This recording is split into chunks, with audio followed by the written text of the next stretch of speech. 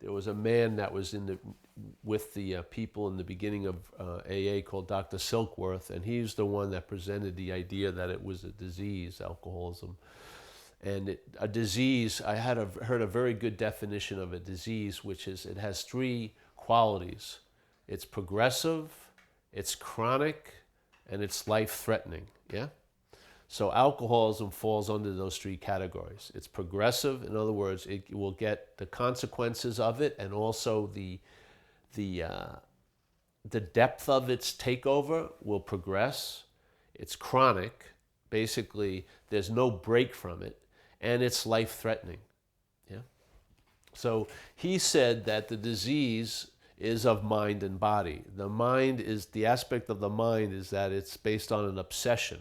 In other words, for me, the obsession was to get out of the discomfort I felt I was in. Yeah, that's what my mind was. That was the imperative, and a physical allergy. So alcoholism. Let's just see it this way. Alcoholism doesn't have. I mean, alcohol doesn't. No, alcoholism doesn't have an arm to reach for a drink. Doesn't have. Doesn't have a pore to put a needle in. Doesn't have so, but it has a demand. It likes fuel, and its fuel is alcohol. Yes, and drugs. If you give it its fuel, it gets stronger. Its influence. It gets larger very quickly, and it gets way more unruly. But the thing is, it can't drink. Yeah, so it has to convince the host that it would be a great idea to have a drink, even though the host may have had tons of experiences that isn't a great idea. This mental obsession brings you to a point that I like to call fuck it. Yeah, it may take a couple of days, it may happen very quickly, but it starts setting up a story. Yeah, and that story usually leads the character in it, you, to a point of fuck it. Once you hit fuck it and comply with that, it now rushes in with a solution, which is let's get loaded, let's get high, let's sleep with my best friend's girlfriend. This. Once it's sort of like once that, let's say if your mind had a tendency to be jealous, let's say, yeah, okay, now you take a drink. That tendency to be jealous gets amplified. So maybe you were just having trouble, in your head. Now you're up on stalking charges because now you're breaking into your girlfriend's emails and stuff. This is the type of thing what happens. So as soon as it gets its fuel, yeah, it's too late. You're basically on a run. You're not going to listen to any kind of yapping because you're not done. Yeah. So the point is, they realized you can't deal with alcoholism after it's flourished like that. You've got to get it before it has the first drink. Yeah? You've got to have a situation that will take care of the insanity that precedes the first drink. Yeah? And they found out it has to be, in their view, a spiritual solution. Now, other people get sober still, and they don't have any belief in a God or anything like that. But to me, the program in and of itself is quote unquote spiritual. Yeah, it doesn't need the God or any kind of deity. It's drenched in spirit. Yeah, there is grace in it. So the point is, they discovered that they have to deal with it on the obsession level, and so that it never gets to the point, because you will not get drunk unless you take the first drink. Yeah, so the first drink is what you want the immunity to, not the 50th drink. The first one, and the immunity comes from a spiritual condition, not a mental condition. In alcoholism, you are totally dominated by a mental condition called alcoholism. Yeah? You are not connected, or you blocked out from what we would call the sunlight of the spirit.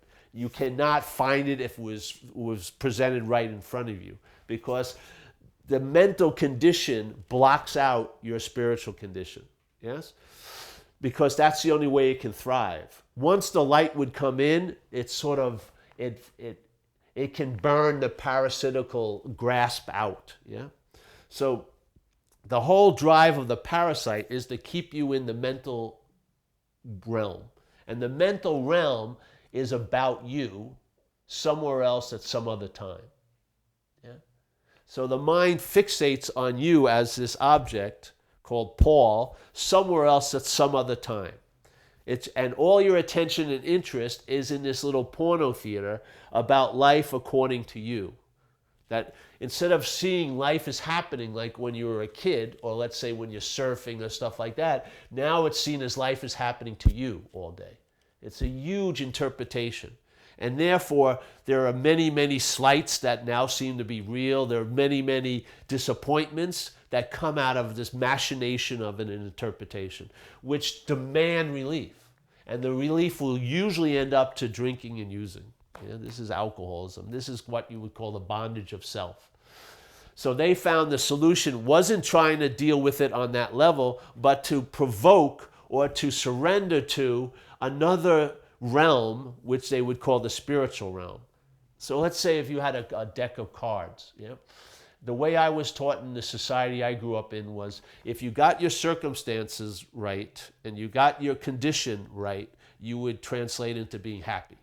That were the cards they were the most sought after cards in the deck. Get everything together, get the girl, get the job, get this, that, go to college, and it will translate into a sense of real well-being. That, first of all, didn't work for me. Then they say, okay, now a lot of people, let's make the body really good. Let's get really healthy, and that will translate into me being really okay. Then there's the mental condition. So if you look at it, your circumstances and situations can be overridden by a mental condition like that. You can have everything you'd want, everything is perfect, and yet you're being driven crazy by your head, So the mental condition overrides the circumstances. The mental condition overrides the physical condition, You can be healthy as an ox and yet be totally bummed out, yes? So most people are trying to have the circumstances and maybe they try to get healthy, but the mental condition keeps overriding the effects of the other two. What AA offered was a fourth card in the deck, which is the spiritual condition. Now, I've experienced the spiritual condition can override the mental condition. It can override the body condition, and it can override the circumstances and the situational condition. To me, this is the ace that AA presents, is the ace in the deck. If you rely on the spiritual condition, it will outshine the mental condition. It will allow you to be here and really be here. And I'll tell you, the joy of living is not in remembering it, how great it once was, or the hope that it will be great, but the sense of being on now. To be alive now is the only place where life is. This is what the spiritual condition does. So first, we admit that we were powerless over this alcohol.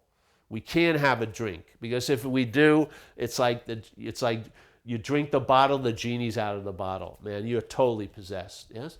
And yet it's caused our unmanageability. I believe the active aspect of the disease today, and I haven't drank in almost 24 years, is the desire to manage or play God.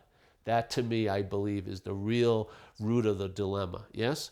There's an identification as what's playing God, and so you play God. My experience is, if you ever access God, it's not playing God, it is God. It's very, very different than when the mental process is playing God. It's very, very different to be under the guidance of God, if you want to call it that, than under the guidance of what's playing God. Yes? So what happened with me is I admitted that I admitted the first step, and I looked at the unmanageability, and I had a strong experience of it when I was in Delancey Street, that program, because I had spent 2 years there. And when I left, I didn't like those people. I didn't like what they did. But I had to admit, my life looked better with them running it than it ever did with me running it. And I came to the conclusion that I could turn my life over to a freaking dog catcher, and he'd do a better job with it than me. Because the real root of the problem is playing God or managing, in my view. I haven't drank in a while, and yet you can still suffer from alcoholism without drinking. You can still be under the influence of alcoholism without having touched a drop for years. Yes, because alcoholism, the drinking and the drug use is just a symptom of it. It's just a way of trying to manage what's totally unmanageable, which is you've got full-blown alcoholism, and your drive to manage it is the root of the problem. So we have a statement in recovery that self can't get out of self. Yeah? So you can't seek a solution from the problem. You can't. It will present many solutions, but none of them will be a solution to the problem. Yeah? There'll be solutions from the problem, which just exasperate the problem over and over and over and over and over again. Yeah? So the whole point is, if self can't get out of self, and I'm identified as self, yeah, then every time I rely on me, I'm relying on the problem. There is no solution in that. So let's just say, maybe, just maybe, I'm not that. If I am not that idea of being Paul, you know what's going to happen if I'm not that? My mind is going to lose interest and attention in it. And that interest and attention that was now enslaving me, because it's incessant gluing to all the thoughts about me and all the feelings about me, now is freed from that, and that same interest and attention enriches my life. Exact same interest and attention.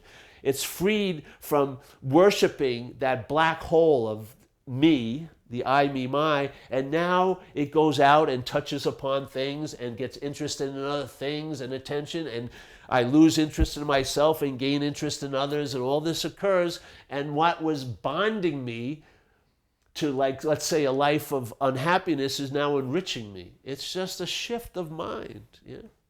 So the second step to me is an observational step. And what AA said is, you do not have to believe in anything. All you need to do is be willing to believe. Yeah? Willing to become to believe. And what happened is, it says here, the step 2 is, we came to believe that a power greater than ourselves could restore us to sanity. Now, for me, that was observational. I came into recovery and I started to do what they told me to do, and I started to get better. So my observation was, hey, I've gotten restored to sanity. Yeah? And it's talking about a very specific insanity. It's not saying insanity about this or that. It says the insanity that precedes the first drink. Yes? So that's what we get restored to sanity about. We get restored to the initial trigger that causes us to want to get loaded. Yes? We get restored to a sanity or a sound mind about that. A lot of people think, oh, well, it hasn't really worked because I'm still insane. You can be insane about a lot of things, but you won't be insane about that first drink anymore. Yeah? So to me, the second step is observational. I came to believe that something greater than me was restoring me to sanity, because it was. Yeah? Instead of being on the street anymore, I got a residence hotel. I had a room I shared with a German tourist who was here to learn English. I got a job again. Yeah? I wasn't going to jail. And what happened is, my solution to my problems before I got into AA was to make more problems, to distract me from the older problems. Yeah? So in other words, I didn't want to deal with that pile of shit, so I made a new pile of shit that I had to deal with, and so on and so forth. What happened is, after the first few months of being sober, I realized I hadn't created any new shit. Yeah? And so I got the balls to look back at the old shit and start to tell the truth about the old shit. Yeah? And I started to get relief, because now I wasn't relying on a failed system. I was relying on some sound principles that actually work, that can produce an incredible, it's like recycling. Recovery is like the greatest recycler. You throw a life in, you might want to call it yours, that you have deemed to be totally valueless. I mean, I didn't think I had been doing anything good for years, yeah? You throw that in there, and what you get back is a renovated life, yeah? And that life, that past life, gets valuable, but to help other people who suffer from the same disease that you're in. It's an incredible recycling system, yeah? And it's so beautiful in recovery, because I need to hear the message, yeah? And some people need to carry the message, yeah? And that shifts. Some days I need to hear the message, and that person needs to carry it. Some days I need to carry the message, that person needs to hear it. So it's like a symbiotic relation, the we of the program, that produces almost like a field of grace that if you're a little bit open to it and willing, you can have some power greater than you influence your day, and you'll live as if the problem doesn't exist for you for that day. That's a powerful solution for that problem, because that problem is pretty damn influential when you're under it. Yeah? To have it not seem to be real for you just at a day at a time is an incredible miracle to me. Yeah? So in AA they say we're not people who have problems, we are the problem. So that's where I see that the problem is identification, yeah? Because we are the problem. We take ourselves to be the problem. The problem isn't attacking us.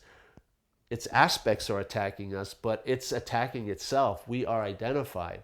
So this is a very high form of relief when the problem doesn't exist for you. How it stabilizes when it doesn't exist as you anymore.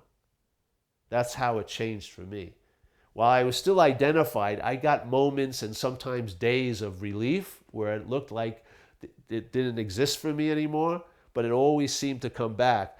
But when I realized I'm not that, then it doesn't exist as me anymore.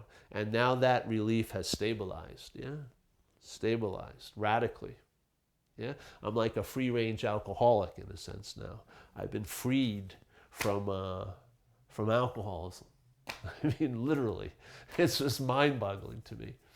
So I find it's like, let's say if you have a cold and you think you have a flu, and you take a lot of flu medicine and you follow the directions religiously, and you spend a lot of money on it, and you read all about the flu. The flu and cold may share some common symptoms, but not completely. You're not going to get relief from the cold because you've taken it to be the flu. Yeah? I believe now, over time, we need to shift the emphasis in AA. We don't need to. This is just an invitation for people who are in the community, that maybe the root of the problem isn't obsession with self. Maybe the root of the problem is identification as self. So really get specific about the cause, and then you'll realize the diminishments of the effects. You'll see, once you tell the truth about that and start entertaining, hey, I may not be that, then radical relief comes in. And you'll know the tree by its fruits, basically. You know you're onto something by the results. And that's what happened with me. I was in recovery, and then I heard this message outside of recovery, maybe my 10th year or something. And when it really hit me pretty strongly, and I entertained it. And it became like an unspoken yes in my gut. And when I went back to this book, and I saw statements sort of like, self is what has defeated us. Any life run on self-will can hardly be a success. And that all these things are presented as something you need to be convinced of. I mean, you've got to know with certainty that you're fucked, basically. Because that's the starting point. Because then you will be open to leaving a failed system. You know, you will be open to leave the failed system. Now, how I found I left the failed system wasn't as an aspect of the system. Self isn't going to get out of self. I left the failed system when I realized I wasn't its center. I am not a long-lasting, independent, separate entity. I am not a body having a spiritual experience. I would say I'm spirit, yes? That's translating through a body to have an experience, yes? Once that was entertained, then radical relief came in. And that radical relief is stabilized, so I feel like I'm on to something, yeah? That's basically it, you know? And I come out of a tribe, and I have a drive to want to be of help, you know? If anything could happen through this talk that would illuminate someone's view, that's the whole point of it, yeah? It's sort of like if you were in hell and someone brought you to a bus stop, yeah? Bus stop, and that bus took you out of hell. I would like to sort of mimeograph that bus route and send it back into hell so people can get out, yes? If you just take this bus, sit back, relax, entertain, you'll be taken out of hell. That's the point.